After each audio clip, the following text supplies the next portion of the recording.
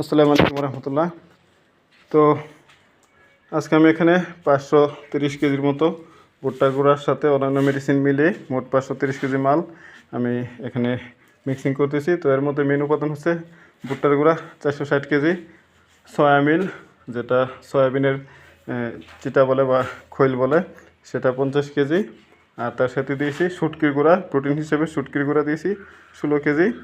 তো আমি যেখান থেকে শুটকি এনেছি সেখানে এই পরিমাণে ছিল, না হয় আর আনতাম। তো হয়তো শতকরা 100 কেজিতে 20 কেজি দেয় অনেকে, তো 10 কেজি দিলে ভালো হয়।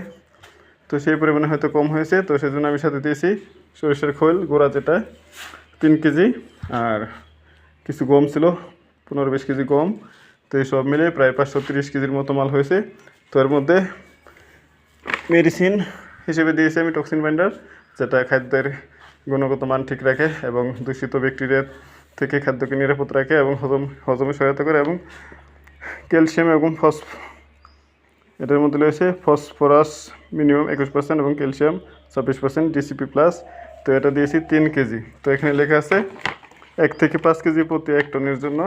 তো এখানে যেহেতু আধা টনের উপরে, তো সেজন্য আমি 3 কেজি দিয়েছি।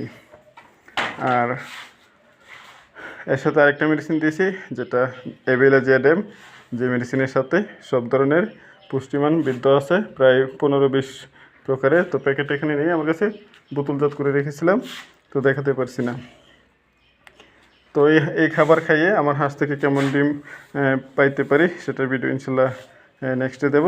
তবে আমি বলবো যে যদি কেউ তাৎক্ষণিক ডিম বাড়াতে চান তাহলে তাকে সোনালি বা ব্রয়লার যে গ্রোয়ার ফিডটা আছে সেটা সাথে সাথে কিছু গম বা এরকম বোটা ভাঙা মিক্স করে দিলে তাড়াতাড়ি ডিম আসে।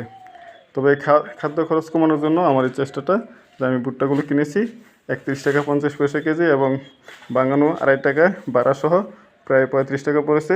তো এখন আমার সব মেডিসিন মিলে প্রতি কেজি পড়তেছে 42 টাকার মতো।